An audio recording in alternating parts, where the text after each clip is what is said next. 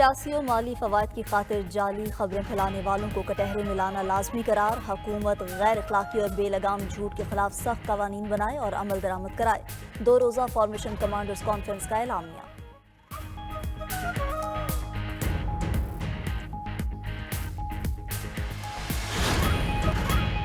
آئی سی سی champions trophy کے معاملات طے۔ بھارت نے پاکستان کا تجویز کردہ پارٹنرشپ فارمولہ مان لیا۔ بھارتی میڈیا کا دعویٰ۔ رپورٹ کے مطابق پاکستان کی میزبانی میں چیمپئنز ٹرافی ہائبرڈ ماڈل کی بنیاد پر ہوگی۔ بھارتی کرکٹ ٹیم اپنے میچز دبئی میں کھیلے گی۔ پاکستان بھی اگلے 3 سال تک بھارت میں شیڈول آئی سی سی ایونٹ کے اپنے میچز نیوٹرل وینیو پر کھیلے گا۔ بریک تھرو محسن نقوی اور آئی سی سی سربراہ جے شاہ کی غیر رسمی ملاقات میں ہوا۔ حتمی اعلان آئی سی سی جلد کرے گی۔ ذرائع کے مطابق پی سی بی کے اصرار پر معاملات کو معاہدے کی شکل دی جائے گی۔ پی سی بی نے شرط رکھی کہ آئندہ آئی سی سی ایونٹ میں پاکستان اور بھارت کے معاملات آئی سی سی کے فورم پر ہی طے ہوں گے۔ طے شدہ معاملات پر پابندی تمام ممبرز بورڈ کے لیے لازمی ہوگی۔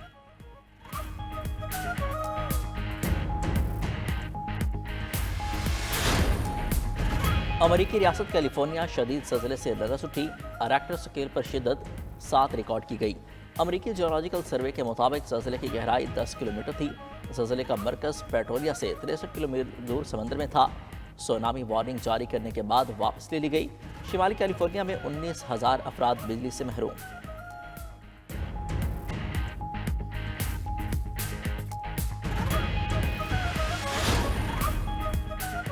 شامی صدر اور ان کے اتحادیوں کے لیے بڑا دھچکا۔ باغیوں نے اہم دفاعی شہر حما پر قبضہ کر لیا۔ باغیوں کی جنوب میں حمص کی طرف پیش قدمی۔ دمشق کا ساحلی علاقے سے رابطہ منقطع ہونے کا امکان۔ حمص پر قبضے کے بعد باغیوں کے لیے دمشق پہنچنا آسان ہو گیا۔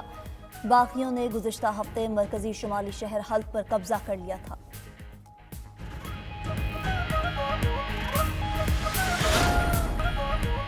بھارت نواز شیخ حسینہ واجد کی حکومت کے خاتمے کے ساتھ ہی پاک بنگلہ دیش تعلقات میں مثبت پیش رفت۔ بنگلہ دیش کی عبوری حکومت نے پاکستانیوں کے لیے سیکیورٹی کلیئرنس کی شرط ختم کر دی۔ پاکستانی شہری اور کاروباری افراد کو بنگلہ دیش جانے میں آسانی ہوگی۔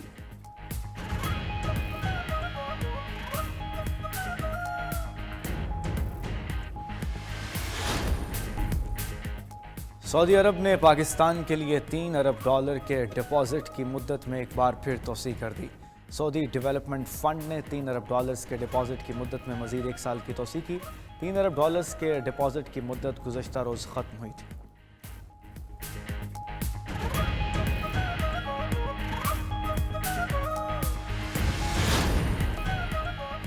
سوسائٹیز رجسٹریشن ایکٹ ترمیمی بل کی عدم منظوری پر مولانا فضل الرحمان کی ناراضگی برقرار۔ مولانا فضل الرحمان اور رانا ثناء اللہ کی ملاقات کی اندرونی کہانی سامنے آ گئی۔ رانا ثناء اللہ نے مولانا کو وزیر اعظم کا پیغام پہنچایا۔ کہا مدارس رجسٹریشن سے متعلق بل جلد منظور کرا لیں گے۔ مولانا فضل الرحمان کہتے ہیں صدر کے اعتراضات دور ہو چکے تو گیزٹ نوٹیفیکیشن کیوں نہیں ہوا۔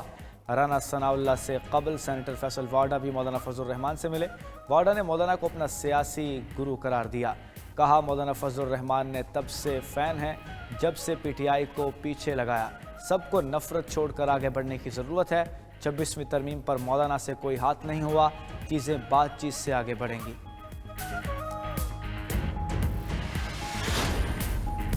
نائب وزیر اعظم اسحاق ڈار اور چیئرمین پیپلز پارٹی بلاول بھٹو کی ملاقات۔ معاملات کے حل کے لیے پیپلز پارٹی اور حکومتی کمیٹیوں کی ملاقاتوں پر اتفاق۔ ملاقات میں راجہ پرویز اشرف، سرفراز بگٹی، فیصل کریم کنڈی بھی موجود تھے۔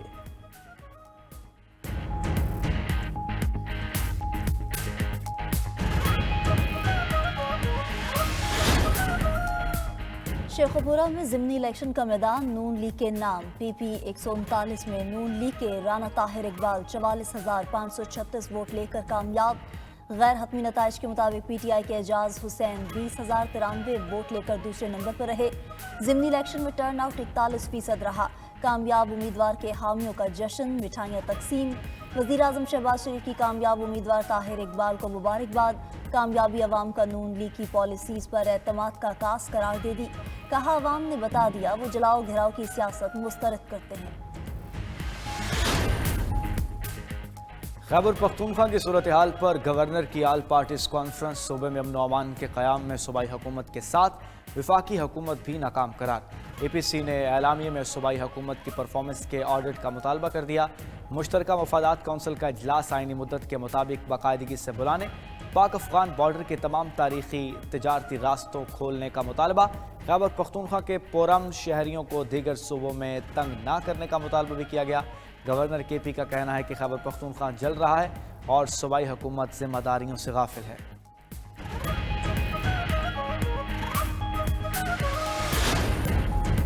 26ویں آئینی ترمیم کے خلاف درخواستوں کا فیصلہ ہونے تک جوڈیشل کمیشن کا آج شیڈول اجلاس مؤخر کیا جائے۔ سپریم کورٹ کے سینئر جج جسٹس منصور علی شاہ نے چیف جسٹس یحییٰ آفریدی کو خط لکھ دیا۔ آئینی ترمیم کے خلاف درخواستوں پر سماعت کے لیے فل کورٹ تشکیل دینے کا بھی کہہ دیا۔ جسٹس منصور علی شاہ نے جوڈیشل کمیشن سے ججز تعیناتی کے روز طے کرنے کی بھی درخواست کر دی۔ خط میں لکھا کہ آئینی ترمیم کے خلاف 2 درجن سے زائد درخواستیں زیر التوا ہیں۔ درخواستیں منظور ہوتی ہیں تو جوڈیشل کمیشن کے فیصلوں کی وقت ختم ہو جائے گی۔ ایسی صورتحال ادارے اور ممبران کے لیے شرمندگی کا باعث بنے گی۔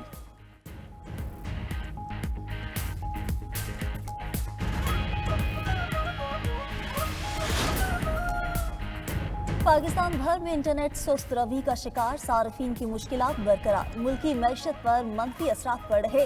آئی ٹی سیکٹر کے ساتھ ساتھ دیگر کاروباری سرگرمیاں بھی متاثر۔ ٹریول ایجنٹس کو ایئر ٹکٹس کی بکنگ میں مشکلات، آن لائن کاروبار والوں کو بھی دشواری، گھر سے آن لائن کام کرنے والی خواتین متاثر ہونے لگیں۔ واٹس ایپ اور دیگر ایپس پر تصاویر، ویڈیوز اور وائس نوٹ بھیجنا بھی مشکل ہو گیا۔ ادھر ملک میں انٹرنیٹ مسائل سے آئی ٹی انڈسٹری کو روزانہ 1 ارب 30 کروڑ کے نقصان ہونے کا انکشاف۔ حکومت کا قومی سلامتی کو درپیش خطرات پر انٹرنیٹ سروس بند کرنے کا اعتراف۔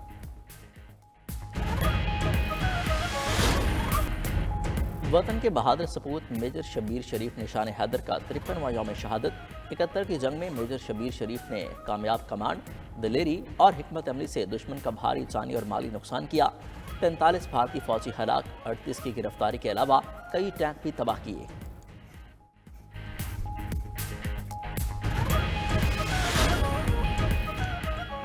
محمد اسلامی ممالک کے ساتھ برطانیہ کا مقبول ترین نام بن گیا۔ محمد نام کی مقبولیت انگلینڈ اور ویلز میں بھی سب سے زیادہ ہو چکی۔ سال 2023 میں 4600 بچوں کا نام محمد رجسٹرڈ ہوا۔ گزشتہ سالوں میں نوح مقبول نام رہا۔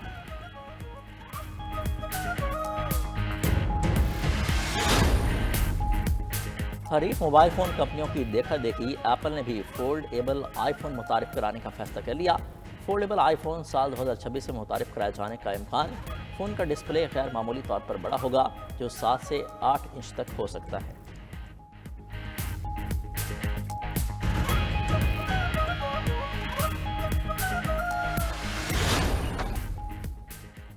کراچی آرٹس کونسل میں اردو ادب کا سب سے بڑا میلہ سج گیا۔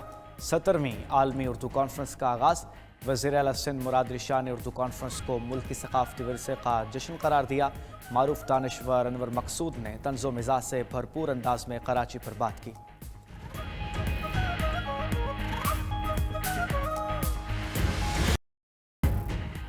اور فن قوالی کے بیتاج بادشاہ عزیز میاں قوال کی 24ویں برسی۔ شعراء آفاق قوال نے کئی لازوال قوالیاں پیش کی، اپنے فن سے پاکستان کا نام دنیا بھر میں روشن کیا۔